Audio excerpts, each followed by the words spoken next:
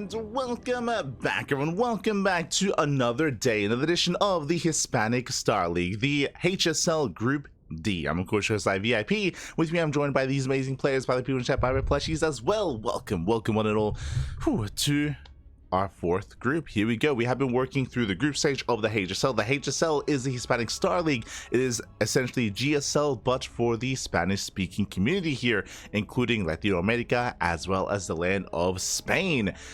And it's been a great initiative. Again, a big shout out to the Spanish content creators, to Bon, to Enki, to Protocito, and many others for coming together, for crowdfunding the event, and for making this event a reality.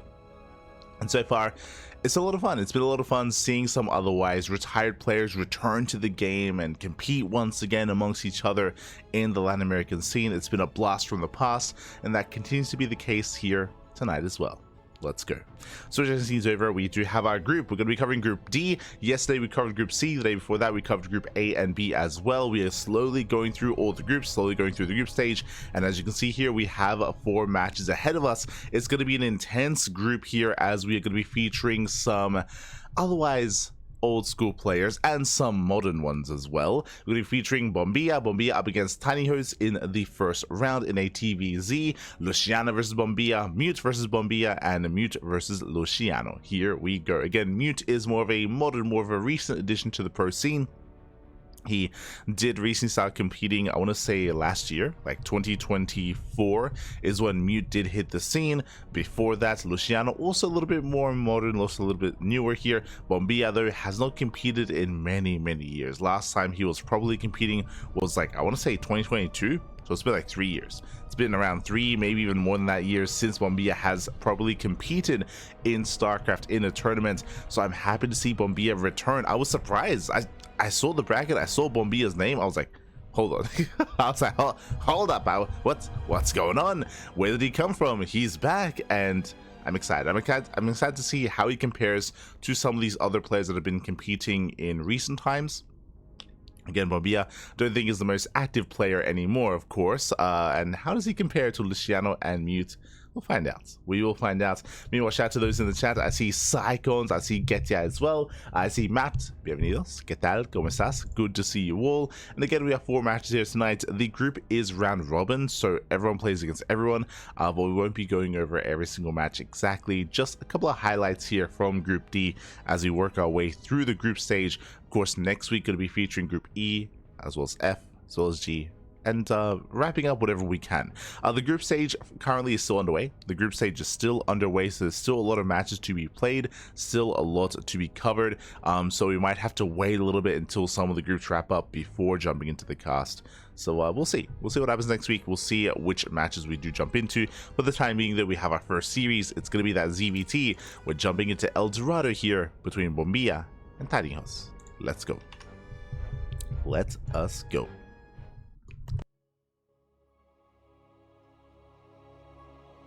Also, buenos dias. Hope you've all been enjoying yourselves. Hope you've all had a great day and a great week as well. Of course, we just woke up. Last night we were casting the Rex March Madness.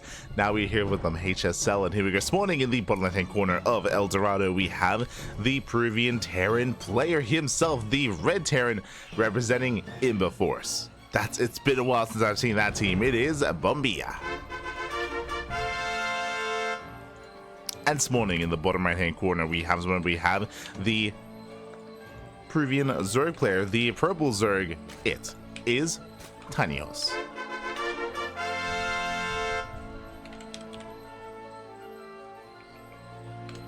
Here we go. We are jumping into our TvZ again. Tinyhos is a player that I'm not too familiar with, more of an amateur player instead, but we'll see how he compares to Bombilla. Again, Bombilla is a veteran of the scene, has been competing for many years, but of course did retire many years ago, did step away from StarCraft, did step away from competing. So nowadays, how does he compare? What kind of form is he in? That's what I'm really curious by. Let's find out. Let us find out. So now the SCV does poke in. Tinyhos going for his own standard opener, hatch, gas pool. So far, everything looking normal from our side of the Zerg player. Likewise, Bombilla. I do recall casting Bombilla playing mech many years ago. I do know that was something that occurred at a point, and that could also be the case here. Mech is still very much so viable. You know, the Cyclone back in full swing is once again a little bit more very robust unit. Getting into battle mech, of course. Don't know if Bombilla is willing to embrace that or calm things down and get into bio instead.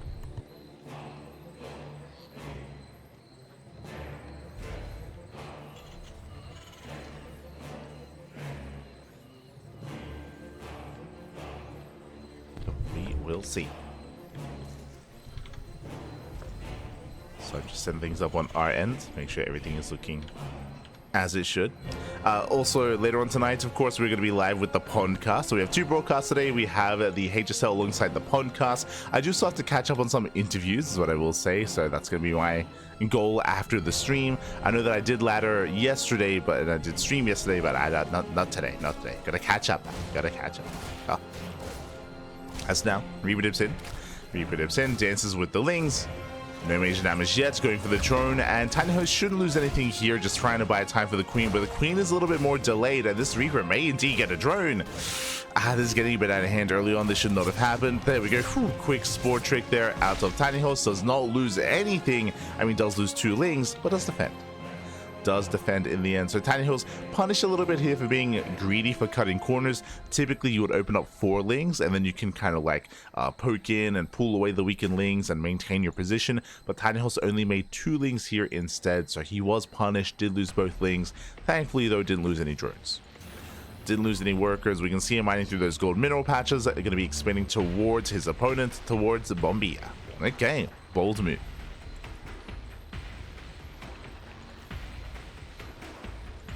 Bold move out of Tinyhos. Meanwhile, across the map, Bombilla is going to be going for a 1-1-1 into a starport. Very aggressive build here from Bombilla. Typically, we would be seeing a 3rd CC before starport, but here instead we have a straight up 1-1-1. This can lead into a Hellbat push. This can lead into Reactor to Hellion, into Armory, into a Hellbat push instead with a medevac to support. That's what I'm leaning towards. Otherwise, we would have seen a Tech Lab into an add-on swap into Banshee. The other option here is there you go, medevac's on the way. I was gonna say the other option is a Viking first into Fusion Core into BC. That would be another option here for Bombilla. Meanwhile, that's an insanely fast lair, but the lair gets scouted. Oh, the boys are being pulled. They shut down the reroll. Checking the vision here. Bombilla, he did scout the lair timing. This was a sub 4-minute lair. This could be for rushing into Tech, rushing into Muta. Spine crawlers on the way. That's already a tell here, but we are going to be opening up Roach instead. Okay, Roaches. So fast lair means fast roach speed out of our Zerg player is building up into roaches, but the reality is what comes first? The Hellbat push. As we mentioned, there's the Armory. Armory is on the way. Seeing the 1-1-1, seeing the lack of Tech Lab on that starport did lead into Hellbats. Medevac, I believe, has already arrived, and the push is coming. The push is coming, and Tinyhos, he has seen nothing. Roaches will help on the defense, but the Roaches are not ready yet. Likewise, he did scout the 1-1-1. He saw the lack of add-on as well. That is a tell, but as I mentioned, this could also be, I mean, he did see the medevac. Yeah, he saw the medevac. That is a tell. That is a sign of things to come. He needs Roaches as soon as possible. Needs to wall up. Hellions make their way across the map. Lings are in production. Baneling nest behind this. Oh, we're waiting for Lings, waiting for Banelings. We're not making any Roaches here. And here come the Hellbats. Hellbats, they morph in. They're just barely spotted by Bombilla. There we go, second factory, so it is mech. Good thing we brought up mech earlier, as we did mention how Bombilla, he did play mech back in the day. Looks like it's going to be the case here as well. As Hellbats, they rock up. Sure, we have some transfuse, but there's only 3 queens. Only 3 queens. Hellbats, they break through that front door. The boys are being pulled. No! The boys are being pulled. Past the Hellbats. Banelings are on the way. We have 11 Roaches in production. Roaches, they will help, but they're still not done. Again, the Roach production was delayed. Likewise, Liberator here towards that 3rd base. Drone's going to be folding, and Tinyhos is being pulled apart. Meanwhile, Bombilla making his way into the mineral line. Does get caught out here by the Roaches. Banelings, oh, they will crash in.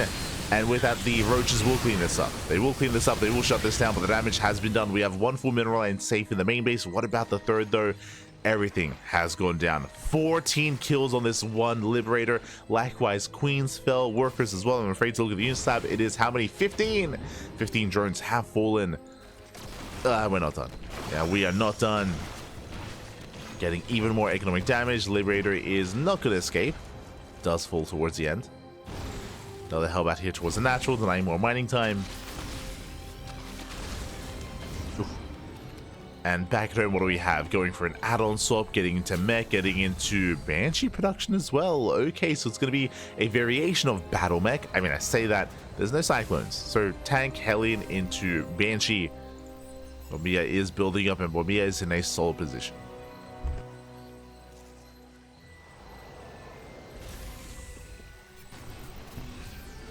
Is in a solid position here. On full 2-base saturation, soon getting his third on location as well. Bombilla, he's up 20 workers over his opponent. And Tinyhos from here has a ways to go. I would suggest from this point forward, it'd have to be an all-in. Like recovering and playing from behind in a mid to late game, in a macro game against mech is very, very difficult to pull off. You can try to like something that I could have seen here working is maybe like Aspire, right? Like after the defense, throw in an Aspire, get into Muta play, or cut worker production and go for the all-in, right? And maybe go for like a Nidus in between the bases. Especially on El Dorado, there are locations here that are barely outside of vision that are sometimes a little bit more awkward to get vision of, whether it's Nidus play, whether it's Swarm host play, just something a little bit more out of the norm, because playing straight up and playing standard is going to be an uphill battle. Not going to be impossible. There's always chances your opponent does mess up, that your opponent makes mistakes. There's a chance that Bombilla goes for Hellion runways, as we're seeing, and is inefficient and runs into the forces of his opponent. There's a chance that Bombilla moves out and gets caught unsieged. True. He gets caught unsieged in the center, and we do see Tinyhos taking a better fight. We can see Biles catching stacked up tanks. Like, there are definitely opportunities, but what I'm kind of alluding to here is also reliant on Bombilla making mistakes. As it's going to be three more drones getting roasted. So Bombilla with a strong start here, getting another 3 drones. Likewise, he also rescouts, also confirms researching here on the buildings, also confirming that we're committing into Roach Ravager, into Link Bane Roach Ravager.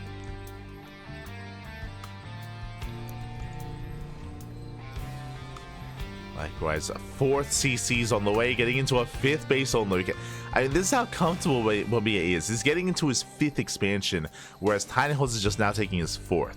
The Zerg player, not just down a base against mech, which is a more cost-efficient army in every which way. This I like. We're going to be mining through those middle patches, and it's all or nothing for Tinyhos.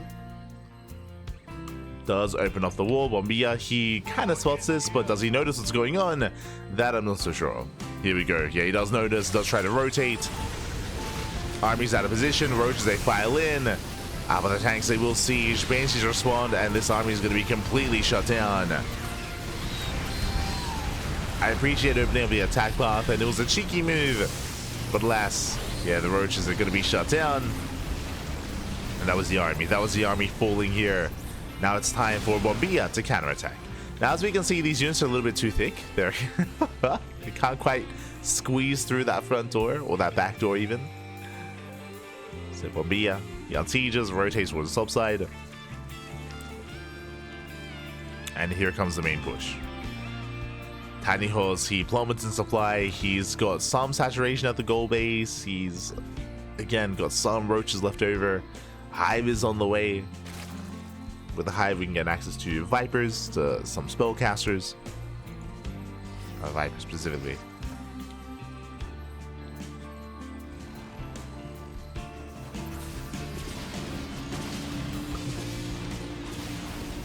Have a pump here, Bombilla. He's moving in. He's moving in, pushing into the natural. Roaches, they try to keep up. Nah, it's not good. No, not like this. That's tank volleys are insane here in the back line. They take down the Roach Warren. Roaches, they get a decent concave here on the army. Lings, they come into support, and they will get on top of the Thor. But again, these tanks are getting so much value in the back line. We save the Thor as well. Hot pick up with the medevac. Oh my god, that's on what, 1 HP? It's crazy. And GG gets called. Bombilla will take game number 1. GG. It's like he never left, Bobby. It's like he never left. It's crazy. GG well played. Bombilla does take the first game. And we'll see how Tinyhos will recover here. I'm most curious by, is Bombilla still playing mech every game? Yes, I've seen him play bio, I think, once before. In my memory, in my recollection, I still remember casting Bombilla late game on Death Aura, split map scenario, against another Zerg player and even against another Terran in TvT and TvZ. And Mech was very prominent, very much so. So I'm curious if that continues to be the case here, as up next we're going to be loading into ley lines. Here we go. Yo, shout out to Turbo Quacker in the chat. Yo, we eating ramen? We eat. I have not had breakfast yet. I'm celoso. I'm celoso. Beautiful. As we're getting into our next game, getting into game number 2, and spawning in the top right hand corner of ley lines, we have our Peruvian Terran player, the red Terran representing Imba Force. It is Bombilla. And spawning in the bottom left hand corner, we have the purple Zerg player, also from the land of Peru. It is Tinyhos.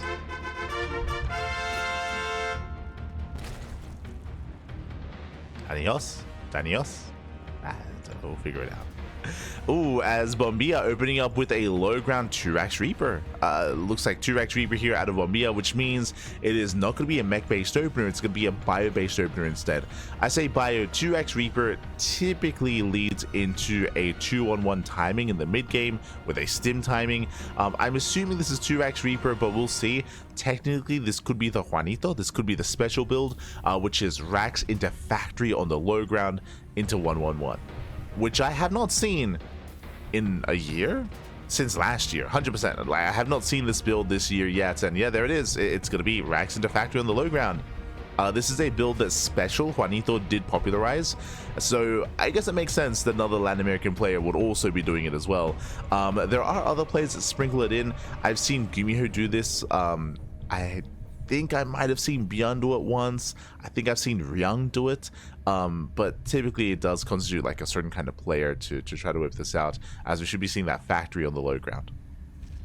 Now the purpose of this is that it does keep you relatively safe here on the low ground to run bys, because you wall off real fast and real quick. So early pool timings and early ling aggression is a non-factor coming into the early game. The downside of this build here is that your production is exposed.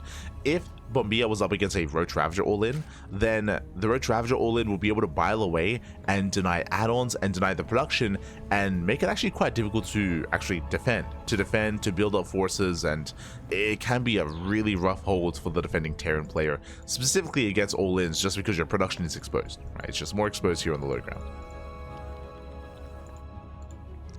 So that is going to be an option to Tinyhos. Tinyhos does Overlord Scout, of course. He is aware of what's going on, is where the initial Reaper Hellion, and Bombilla should be expanding on the low ground.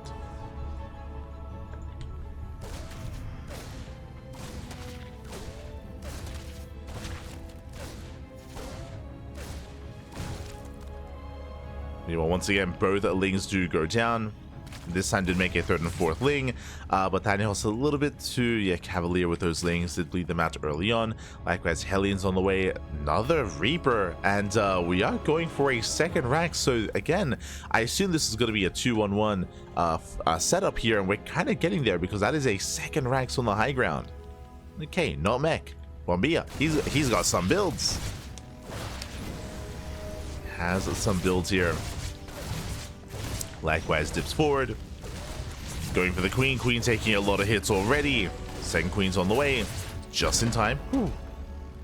Does pop out. The third base is delayed for Tinyhos, not for too much longer, but it is late. Yeah, it is a late expansion. Oh my god, we are rushing into a lair. Jesus. Really fast lair timing here out of Tinyhos. With this could be, oh no, as the queen goes down, that should not have happened. Brutal pickoff already. Spine crawler on the way. Fast lair, this could be 2 AC Muta. We could be seeing gases being taken. Meanwhile, we do get a full scout. Bombilla, he does see the lairs on the way. Again, this was like a 320 lair timing. It was an insanely fast lair. Even earlier than that. Meanwhile, the 2-on-1 is underway. I say 2-on-1, it's going to be a 3 racks follow-up here. Late starport, extra marines. It's going to hit like a truck. That's going to be a little bio. Another gas being taken. Is this 2 base Muta? I mean, it shouldn't be 2 base because of the third, but the third is going to be denied. We're going to be forced on 2 bases. The other option here, we could be rushing into Hydras if we were... Oh, that was a cancel. If we were Miyamaika, then we could see like Hydra Tech early on. Technically like infestation bit swarm host, I guess, but now full gas. This should be Muta play. Reapers are diving, they confirm delay, they're looking for the tech, they're looking for the spire. They're looking for the spy. They get one. They get 2 drone kills already. 2 drones going down. Ooh, getting a 3rd drone. Getting a 4th. Oh, God. Oh, God. There's a spy. There's a 2-base meter. But I'll be honest, what hard counters 2-base meter? I was going to say a 2-1-1. But this is a 3 racks follow-up, and that is a lot of Marines, a lot of stim, a lot of bio. The reality is that Bombilla should strike before mutas come into play.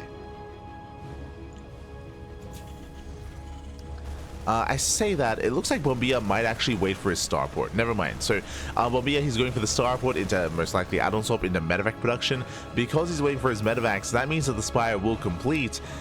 And we might see Tinyhos buy time. He might be able to buy time. He might be able to counterattack. Bombilla, he confirmed the lair. He didn't see any tech. He did see the gases. So even though Bombilla didn't see the spire, seeing all 4 gases and 2-base lair, I mean, it has to be muta play. Like, I say it has, like, technically, again, it could be like Swarmhost. It could be like Hydras, but that is very unorthodox. So, again, in Bombilla's mind, mutas should be the first thing. And he should be feeling pretty good about this build. And here comes the push.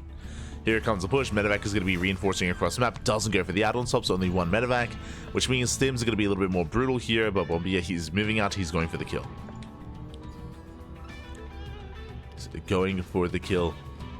We have 8 mutas on the way. And again, the mutas, they will do nothing defensively. Mutas are amazing to harass, but defending against these pushes, mutas, they do nothing. And unfortunately, Tinyhos, he did get a glimpse of the main base. He is somewhat aware of what's going on. Despite that, he has nothing to defend. 11 mutas in production. Tanks have arrived. Going for the expansion. Going for the 3rd. 3rd base is going to fall.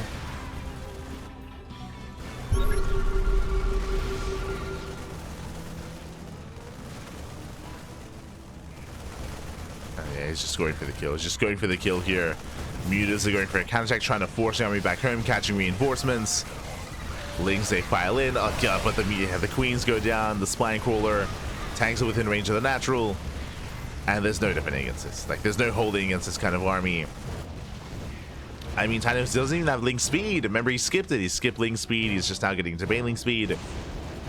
Mutas are wreaking havoc. I guess we're going full base trade. There are no drones out on the map, so what you see is what you get. Like, the army is not going to escape this. Go for the Balinus. Tanks, they siege up. Mutas across the map. They're getting more damage done, but they're trading against the bio, trading against the Marines. Viking has arrived. And the Marines are going back home. We can just kill. We can just destroy the buildings. Like, we can calm down. Bombilla, send it. There we go. Start stepping forward. Going for the drones. Oh, God, that's, yeah, the workers. The boys are being pulled. They're going to try to escape, try to get out of here, but the tank volleys are brutal. Oh, my God, the tank volleys. Takes down all the drones. And there we go. He's being revealed. There's 3 gas guys. There's 2 gas guys in the main base. There's 1 gas guy here at the natural. He's going for the buildings. GG gets called. And with that, Bombilla will take a 2-0 lead. GG. Whew. GG, well played. Bombilla does take a lead. Tinyhos having a rough time here in game 2. Again, I appreciate the build. He was trying to rush into 2-base muta, a very risky play style, very risky build. Unfortunately, he was up against a player that was going for a very strong stim timing. No 3rd CC, or 3rd CC was heavily delayed. Bombilla being hyper aggressive here, finding a lot of success. As a reminder, Bombilla, he also scouted the lair early on, so he knew that something was wrong. He knew that his opponent was being greedy, and he did decide to punish. Did have a good response. With that, Bombilla takes a lead, extends his lead, and now we're getting into game number 3. As a reminder, this is a best of 3, but all 3 matches are played regardless of score. We're getting into that 3rd game. And spawning in the top left-hand corner of Whistles of Gold, we have the red Terran player representing Imba Force from the land of Peru. El Peruano. It is Bombilla. And spawning in the bottom right hand corner, we have the purple Zerg player, himself, having a rough time here in this series. We'll see if he can bounce back from the land of Peru. It is Tinyhos. we go. As we have had some varying builds so far in this series. Game 1, of course, we had Bombilla going into mech. Game 2, we had Bombilla going into a 3-rack stim timing here. Instead, we had Tinyhos playing roaches in Game 1. In Game 2, we saw him going into 2-base muta. Game 3, the hell's gonna go on? Already Rax on the high ground, right? Rax is on the high ground, so we have a more standard setup here. No crazy setup on the low ground. Not this time. Best of 3, yes. As a reminder, as we just mentioned, this is a best of 3, but all 3 games are played. Whether it's a 3-0 or a 2-1 scoreline, regardless of scores, all 3 games are going to be played. This is important when it comes to the groups, when it comes to the standings. Again, this is a round-robin group stage, so every map does count when it comes to distinguishing yourself from everyone else in the group, when it comes to making it out of that group stage.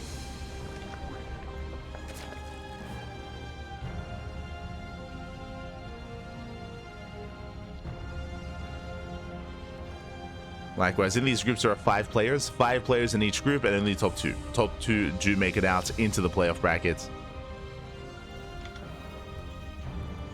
We'll see who makes it.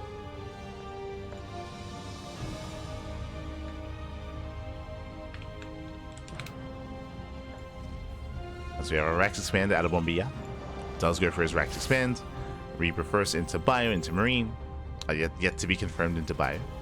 Likewise, Tinyhos, Hatch Gas Pool, and we should soon be seeing a 3rd expansion from our Zerg player. Drone not quite in position. So for now, going to be on 2 bases. Going to be contained on 2 bases a little bit longer as well. Once again, Tinyhos does only make 2 lings, so once again, a bit of a greedier start. Does pull away. Buying time for the Queen. Drone's going to be under fire, and so far, Tinyhos, he should be able to... Oh no! The drone! Oh my god, first drone goes down. Nice pick up here by Bombilla. Very nicely done. We'll lose 1 worker. Bombilla, he gets away. Does pull away. Back across the map, get into his factory, into add-on swap, into Hellion production. So far, standard follow-up. We're waiting to see what happens from here. Oh, 1-1-1. This is looking similar to the game on El Dorado. I'll be honest, it's looking similar here. But this time Tech Lab. So Tech Lab is on the way, so this should be an add-on swap into Hellion Banshee. Should be seeing Hellion Banshee instead. Reaper dives in. He gets a scout. After what happened in the last game, after what happened with the fast lair timing, I don't blame the Reaper from diving in. So this time confirms there's no crazy early lair. Ooh, as the Reaper does fall. Let's go Citizen's Arrest. They shut down the Reaper. 3rd base not being taken. Now this is a late third base. Ooh, and that is a very early Baneling Nest. After how this series has been progressing, yo, we're going for the Bane Bust. Bane Bust is on the way from Tinyhos. You would not get a Baneling Nest necessarily on without making use of it. Meanwhile, back at home, what do we have? We're getting into Cloak, yes, but Viking first. Huh. So Viking opener out of Bombilla. We'll hunt down the Overlords. We'll keep the Zerg player in the dark. But again, we're massing up Lings as we speak. Bombilla moves out with the Hellions. And he has to scout this. He has to confirm. Does check the natural. Just a couple of Lings here so far. Nothing too crazy. Does get us around. Yeah, nice pick up here. The Hellions, they overextend. Massive round here on the Hellions. Back at home, what do we have to defend? We have 2 Hellions. 2 Hellions, soon to be 4. More Lings are on the way. And Tinyhos, he's had enough. He's like, you know what? I've had enough here this series. This pinche Terran by me. Let's go. Let's just going for the Bane Bust. Now, back at home, unfortunately, Bombilla didn't see anything. He did not see the Baneling Nest. He did see some Lings, but that wasn't really too much of a tell. He hasn't seen the amount of Lings that there really are, and he's taking into... yeah, Hellbats. It's going to be a Hellbat push. This is the same or a very similar build from what we saw on El Dorado. Is similar, except of course with Banshee support. Bailing's going to be rolling in, and Bombilla, he has to kite. He has to kite back. He has to make sure it doesn't get surrounded. Yeah, the wall is broken. Bombilla, he pulls away. Tinyhos diving into the main. Nice Heli volley so far. Doesn't want to get surrounded. Does pull away. There's still 3 Bailings left. The Bailings! Oh, they crash in. They crash in. They shut down the Hellions. Hellions go down. Boys are being pulled. And there's nothing left. There's 1 Viking. There's 1 Marine. Lings, they wreak havoc. SCVs are falling left and right. And it looks like Tinyhos, has he done it? Has he broken through? Takes down the Bio, takes down the Viking. There's that one Banshee on the high ground. The Hellion, oh, the Hellion, oh, tries to pull away. Hellion falls, more Banelings waddling in. And this is becoming critical damage, shaking the unit count here. We're down to 16 SCVs. 15, 14 workers left over. We have Hyperflight Rotors on the way, investing heavily here into those Banshees. Hellbats morph in. Bombilla, he will survive, but he's going to be stuck on one base. He's going to be stuck on one base. What's scary here is that, remember, Bombilla, he did not have a third TC. He delayed his third TC in favor of the Hellbat push, and the Hellbat push falls on its face. Does fall on its face. Behind this Tinyhos, he can drone. He can chill, he can drone from here. I would love to see a Roach Warren. Right now, he's getting into more Ling. I was like, I like to see a Roach Warren and some droning. Instead, we're droning and we're going for another wave of Lingbane instead. Okay, let's go. Is getting ready for wave number 2. Going up against Hellbats though, so it's not going to be easy to break this position. Yeah, as Lings, they try to avoid those Hellbats. Banelings waddling in. We do see a last second split, not bad. Does split, does spread, but he will get surrounded. The Hellbats, they get completely resets, going for the eBay on the low ground. Denying the depot, trying to bust into the main. But boys are being pulled.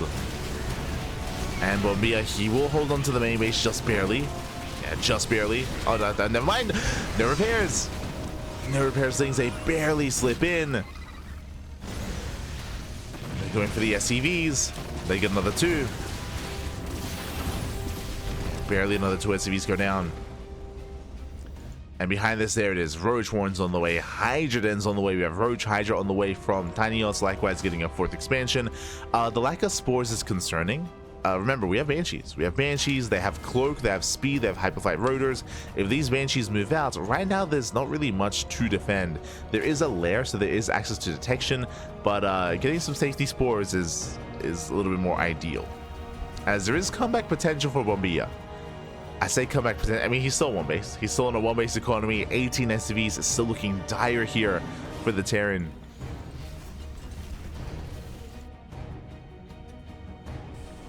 Still is looking dire. Bombilla moving out.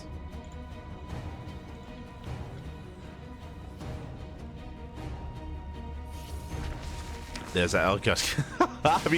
I mean, we just spoke about it. No spore, no overseer means. I mean, sorry, there is one overseer, but it's across the map, which means drones are going to be going down. Drones are falling left and right.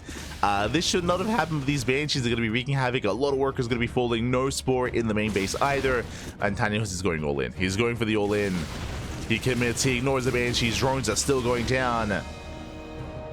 And do we have enough at home to defend? That's a lot of roaches. There's a lot of roaches here. That's really only Hellbats to defend. Banelings, they smash in. Roaches, they break through that defensive line. Sure, there's a Banshee wreaking havoc, but boys are being pulled. They're going to be hunted down as well. And from here, Tinyhos, he breaks the natural, pushing into the main base.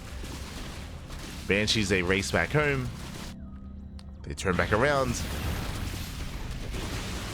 But it is an uphill battle here from Bombilla. He's supply blocked, he can't make anything else. Just has the one Banshee on the way. Knocks down the depot. Supply blocking Bombilla even further. And Bombilla, he will still take the series. Oh, the Banelings! Banelings crash in. Bombilla will still take the series, but Tinyhos, he does fight back. He does eventually put a point on the board. GG. GG. Again, he had enough. He had enough being the punching bag, dealing with the stim timing of game 2 or even the Hellbat push of game 1. Here, he took the initiative, did go for his own all-in, his own Bane bust, and he did catch Bombilla with his pants down. A lot of this was predicated off of the fact that Bombilla, he got his first Hellion surrounded.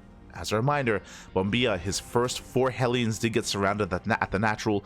With that, he had that much less to defend, and he also failed to scout the follow-up, failed to scout the Bane bust. He did not know what was going on. That's why he had no bunkers, he had no secondary wall, he hadn't like pre-pulled the boys or anything. Like, he just was not ready because he didn't know what was coming. GG. GG, well played with that. Bombilla still takes the series, of course, but Tinyhos does put a point on the board. GG, well played. GG, well played. Whew. As Tinyhos does take the game. And that leads us into our next matchup, into a TvT. And I hope you're ready to strap yourselves in, because this might be a long one here. Up next is going to be Bombilla versus Luciano. Now, coming into this, I do favor Luciano. Luciano has been more active for longer. What I mean by that is Luciano, I would say he's less experienced than Bombilla. That is true. Bombilla is a veteran, Luciano a little bit less so, but Luciano has been a more active player in recent times. He's been, over the past 2 years, I want to say very active when it comes to online open cups, when it comes to laddering, when it comes to competing. So Luciano, he is a more modern player compared to Bombilla, and we'll see how they compare in a TvT.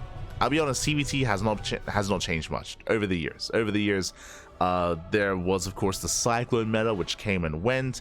The addition of Ravens was also like early legacy as well. Like, TvT is still very much so positional based. There are certain builds that have risen up, like Banshees. Like, Banshee play in TvT is more trendy nowadays in like current meta.